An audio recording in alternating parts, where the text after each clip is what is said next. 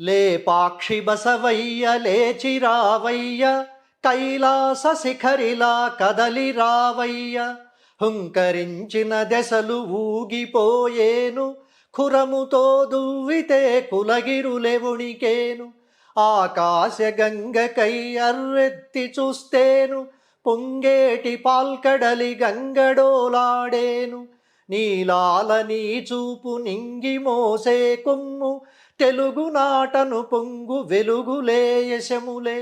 నంది పర్వత జాత నవ పినాకినీ జలము, నీ మూర్ధమున పుట్టు నిత్య గంగానదే. నువ్వు నడచిన భూమి నూరు పంటల చేలు, ముట్టిన పొదలు మొలకెత్తు ఓషధులు. పెన్గొండ సీమలో ఒంగోలు భూమిలో, నీ వంశమీనాడు నిలిచింది గర్వాన. లేపాక్షి బసవయ్య లేచిరావయ్య, కైలాస శిఖరిలా కదలి రావయ్య. ప్రఖ్యాత తెలుగు రచయిత, చిత్రకారుడు, భావకుడు అడవి బాపిరాజు లేపాక్షిని సందర్శించినప్పుడు లేపాక్షి బసవయ్యను చూసిన పరవశంలో ఆ బసవಣ್ణ ముందు ఆశువుగా అల్లి పాడిన గేయ కవిత ఇది. లేపాక్షి ప్రధాన ఆలయం పెద్ద ఏడుపడగల నాగలింగానికి అభిముఖంగా ఆగమ శాస్త్ర విధి విధానాల ప్రకారమే ఇక్కడ నందిని చెక్కారు. నందికి శిల్పులు రాతిలో దిద్ది తీర్చిన పట్టు వస్త్రాలు, ముత్యాల హారాలు, నల్ల తాళ్ళు, కాసుల పేర్లు, గంటల హారాల అందమే అందం. నంది చెవికి వేలాడదీసిన చెవి పోగులు గాలికి వేలాడుతున్నట్లు చెక్కారంటే ఎంత సునిశితంగా నందికి ప్రాణం పోశారో ఊహించండి.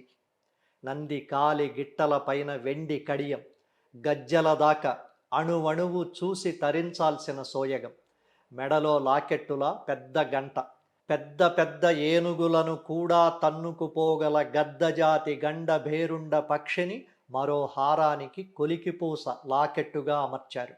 అంటే ఈ మహానంది స్థాయిని శిల్పి చెప్పకనే చెబుతున్నాడు. అడవి బాపిరాజు అన్నట్లు లేపాక్షి బసవయ్య హుంకరించి చూస్తే దిక్కులు ఊగిపోవాలి. ఒక్కసారి తల అటు ఇటు కదిలిస్తే కులగిరులు కదిలిపోవాలి. ఈ నంది మామూలు నీళ్ళెందుకు తాగుతుంది? ఆకాశ గంగ కోసం తల ఎత్తి చూస్తే దాని గంగడోలు పాల సముద్రం అలలా ఎగసిపడాలి. పక్కన నంది హిల్స్లో పుట్టిన పెన్నా నది లేపాక్షి బసవడి స్నానంతో పునీతమయ్యింది. ఒంగోలు భూమిలో, పెనుగొండ సీమలో ఒంగోలు గిత్తల రూపంలో ఉన్నది అక్షరాల లేపాక్షి నందే.